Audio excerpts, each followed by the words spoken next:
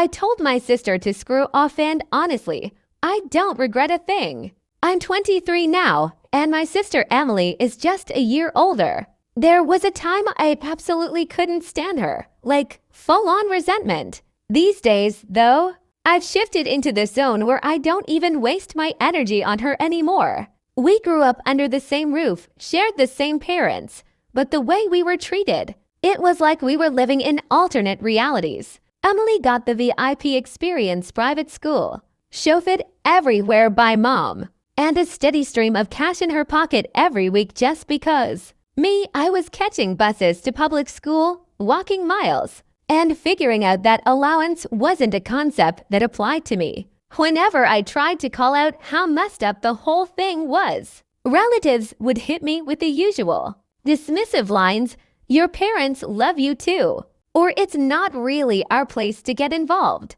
Some even had the nerve to suggest that if I just tried harder, things would magically improve. It made me just as furious with them as I was with my own parents. Growing up with Emily wasn't exactly a picnic. She had this way of constantly reminding me that she was the favorite, prettier, smarter, more loved. And if she ever mocked me and I dared to react, I was immediately labeled too sensitive. Apparently, that's just how siblings show affection. But the moment I clapped back, even slightly, I was treated like some kind of monster. It was like there was this unspoken rule: I wasn't allowed to shine. Not around friends, not anywhere.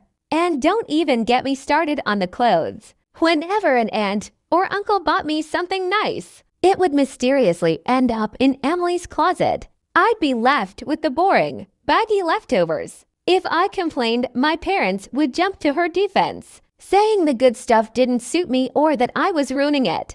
Total garbage. Then Emily would wear my clothes and suddenly everyone was full of praise, gushing over how great she looked. Like the universe was just reinforcing that she deserved everything, even what was originally mine. The thing is, I knew I was attractive. Even when I was stuck wearing hand-me-downs, people still noticed me, still asked me out. I even landed a boyfriend. But then, in my second year of high school, everything blew up. That boyfriend, he ended up getting Emily pregnant. She was in her senior year, and it turned out he'd been cheating on me with her behind my back. All this was going down while I was caught up in the excitement of getting accepted into college early. I guess I wasn't paying enough attention. He slipped through the cracks, and so did the warning signs. The day before my high school graduation, Emily dropped the bomb. She was pregnant. My boyfriend was the father, and apparently they were in love. When Emily told me she was pregnant with my boyfriend's kid, our mom was right there, watching for my reaction like it was some big emotional moment. But I didn't cry, didn't yell, didn't even flinch. I guess she thought I was being incredibly mature, maybe even proud of me for being so understanding. Truth is, I felt nothing. I waited until the house went quiet that night, packed up my car, skipped my graduation and the party they were throwing for me, and just left. My first stop? The police station. I gave them my name, all my info, and made it crystal clear I wasn't missing, I was escaping. I told them straight up that I was leaving an emotionally abusive family behind, heading off to college, and I wasn't planning on coming back. I got rid of my phone and anything that could trace back to my old life. College was a clean slate. I landed a killer internship that turned into a full-time job, eventually bought the condo I was renting, and even had the wedding I'd always dreamed of. Then out of nowhere, Emily reached out to me on Facebook. She sent a bunch of messages over a couple of days, but I don't really check Facebook, so I didn't see them right away. When I finally read them, it was like a messy confession and a guilt trip rolled into one. She said I abandoned her when she needed me most. She said my ex, now her husband, couldn't stand her and had moved on with someone who apparently looks a lot like me, and now she's stuck basically raising their kid alone. She also claimed our parents had turned on her because I disappeared. And now no one in the family wanted to help her. Her kid, apparently being treated like a walking reminder of the whole affair. She didn't get accepted to any colleges, and being a full-time mom had taken over everything. Her messages flip-flopped between blaming me for how her life turned out and begging for sympathy. But when I read all of it, I didn't feel a thing. Not pity, not anger, nothing. It was like whatever part of me that used to care had just burned out. Even hearing about how karma might finally be catching up with her didn't spark anything. Then she ramped it up, sent me direct messages, made public posts, said things like I feel like I'm drowning, and why did you leave me when I needed you the most? She even went as far as hinting at ending her life if I didn't respond. So I did, and I wasn't gentle. I messaged her and commented back, do whatever you want. I'm not coming to your rescue. You stopped being my sister the day you gave me bleach as a birthday gift. Then I blocked her. Yeah, maybe it wasn't the kindest reply. Maybe it was cold, but I don't feel bad about it. I don't feel guilty, and I'm not going to pretend I do. Other people, family, mutual friends started coming at me with messages of their own, but I didn't read any of them. Just blocked them all without a second thought. And now for the update. A few days ago, Emily got herself into some serious trouble. I won't get into all the details, but she could have ended up with charges. My husband Derek and I stepped in, and thanks to our help, she walked away without facing any legal consequences. Emily actually said it was worth it after we bailed her out. I'll admit, I'm kind of relieved about how it turned out, not for her sake, but for ours. That chapter's closed, and I'm not losing sleep over it. I know this might not sit right with a lot of people, but I'm just being real. Oh, and my mom, let's call her. Emma managed to get in touch with my brother Cam right after the whole Emily incident got scrubbed clean. Cam wasn't expecting it at all. My brother Cam thought he was answering a call from our grandparents, but surprise, it was our mom, Emma. He didn't realize right away and ended up chatting with her, letting a few things slip, like the fact that I'm doing great, married, solid career, basically thriving. He painted this picture of me living my best life, completely separate from all the drama and dysfunction I'd left behind. Emma apparently didn't believe a word of it, which, to be fair, makes sense. I'm not the type to broadcast my life on social media. I barely use Facebook, and when I do want people to know how I'm doing, I'd rather just call or text. But Cam, being the softie he is, decided to send her some wedding photos as proof. It was a small but stunning ceremony, just 32 guests, and my in-laws made it absolutely magical. A beautiful venue, good food, and the kind of joy I didn't think was real until I lived it. Cam didn't stop there either. He went on about all the things I'd accomplished, about how I'd finally found a family that actually showed me love and respect. He was worried I'd be upset with him for sharing all that, but I'm not. Not really. Still, Cam thinks he might have accidentally given Emma breadcrumbs that helped her track me down. He's more active online than I am and follows a lot of our mutual contacts, including my in-laws. And unlike me, not everyone locks down their profiles. He's scared that between the photos and tagged locations, Emma figured out where I like to spend time. She still doesn't have my exact address, thank God, but somehow she found her way to this little cafe. I visit a lot with my mother-in-law. Derek's parents are big on quality time, whether it's family outings or just hanging out one-on-one. They're intentional about making everyone feel included. And from day one, they made space for me like I belonged. That day at the cafe, sitting across from my mother-in-law, I had this sudden wave of gratitude. After everything I'd been through, here I was with people who actually saw me, cared for me, and treated me like I mattered. When Derek and I first met, I wasn't exactly warm and open. We both decided to start as friends. It just felt safer that way.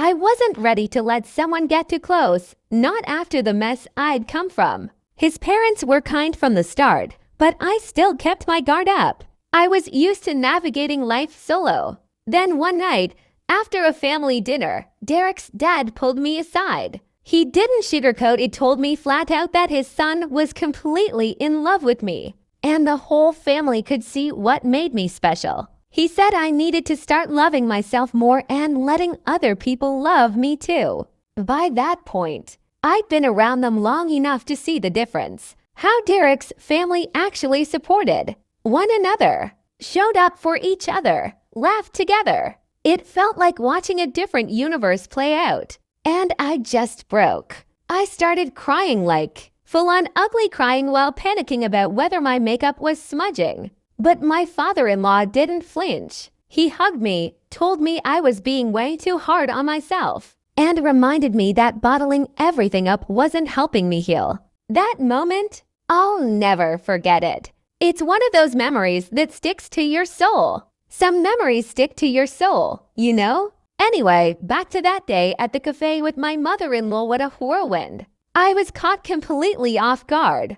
I didn't even recognize my own mom at first. She looked different, older, softer around the edges. But the moment she opened her mouth, it was like being slapped with the past. That same sharp, icy tone I remembered from my childhood hit me right in the gut. That voice didn't change, not one bit. It wasn't until she said my name that it clicked. Emma, my mom. My entire body screamed run, and I listened. I turned and walked straight out, practically sprinted to my car. It wasn't until I was in the driver's seat, hands shaking, keys in the ignition, that I realized I'd left my mother-in-law inside.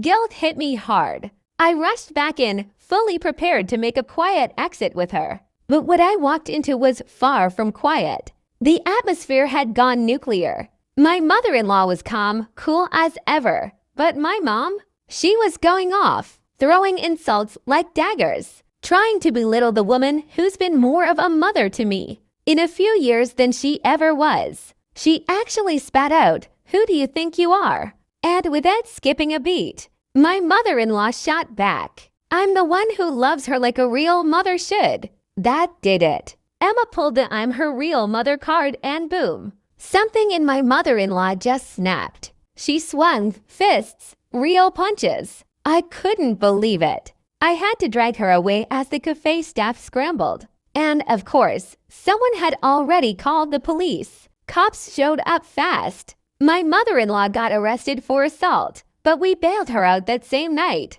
And you know what?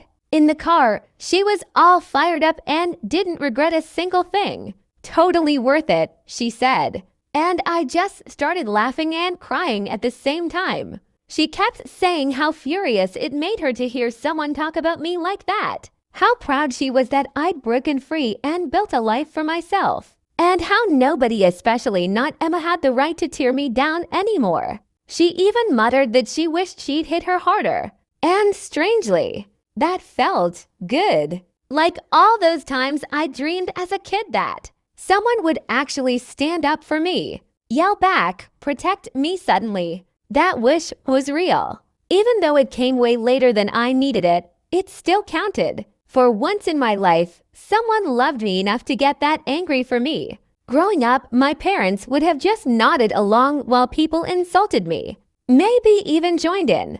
There was never any defense, no safe place, no support. Oh, and about Emily, because yeah, people have been asking. She deleted that public post not long after I deleted my reply. Some people messaged me saying they were planning wellness checks on her, warning me that if anything happened, it'd somehow be my fault. But here's where things took another turn. Right now, Derek, being the absolute legend that he is, decided to take control of the situation in a seriously bold way. He made a massive list of everything I'd ever vented to him about. Not just the stuff from my last rant, but also other things I'd shared over time. And then, in the most epic way, after every single point, he'd ask the killer question. Why on earth should my wife, that's me, feel any shame for standing up to someone who has made her life miserable. And guess what? Silence? Nobody had the guts to respond to him. Unlike me, who quickly blocked people left and right, Derek kept the lines open for communication. Then there's Cam, my brother, who took a different approach. He straight up called out all the nonsense, pointing out how my sister, Christy, and her mom had a long history of twisting things to their advantage and playing the victim to manipulate people, just like they tried with me. Cam even dug up old text messages as proof, showing conversations he'd had with them that exposed their manipulative tactics. I had no idea Cam and Derek were doing all of this until it was all over. And surprise, no one dared to challenge Cam about the wellness check-on Christy that everyone was talking about. I'm still not sure if it even happened. After all that drama, Cam went into full fortress mode and blocked nearly everyone in the family, including our grandparents, officially joining me in the no contact club. He felt pretty guilty, especially about this situation, with my mother-in-law getting into trouble with the law and even offered to pay for her bail. But Derek, being the rock star he is, turned down the offer and instead suggested we throw a celebration to honor my mother-in-law's bold move. Honestly, how can you not love that guy? I made it clear to Cam that I wasn't holding a grudge against him. Sure, the whole thing with my mother-in-law getting arrested was tough, and I felt bad for not being there to support her. But I never blamed Cam for it. The fact that he was so passionate about defending me made me feel incredibly supported. Derek, Cam, and even my mother-in-law standing up for me in their own ways has been an unexpectedly amazing experience, despite all the chaos. So even though this story doesn't have the usual happy ending, with all the twists and turns, just having these solid people by my side has brought me a kind of happiness I didn't even know was possible. Now let's move to the next part about the boss from hell. I'm a 30-year-old woman who's spent most of my life trying to make everyone happy. I've been working in marketing for over 10 years, and during that time, I've had all kinds of bosses, some good, some just okay, and a few that were the worst. But there was one boss, let's call her Alexis, that's not her real name, who took terrible to a whole new level. This all happened about 5 years ago when Alexis became the Vice President of Marketing and Sales. Alexis, the Vice President of Marketing and Sales, wasn't the top pick for the role at this company that sold a wide variety of products. In fact, she was more like the fourth choice. But for reasons beyond logic, they hired her anyway, probably just to quiet the shareholders. I was one of the managers under her, responsible for making sure the website and stores were stocked with the right products and deals. My job also involved handling monthly sales, managing ads, keeping the budget on track, overseeing projects, reporting on our performance, and coming up with fresh ideas for future initiatives. In essence, I was doing all the work that was supposed to be hers, while also managing all the mundane tasks needed to keep the department running smoothly.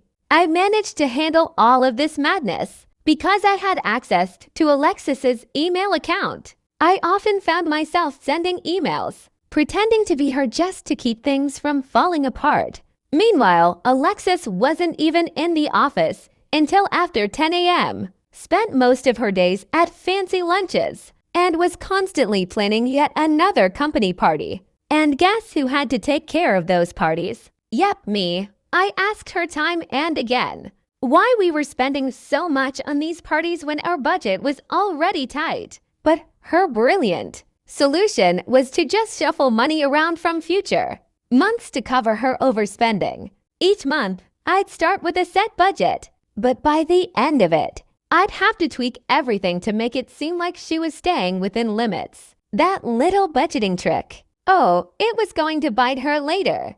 Juggling everything I was responsible for definitely led to some mistakes. Trying to manage an overwhelming pile of tasks meant my days turned into 12-hour marathons.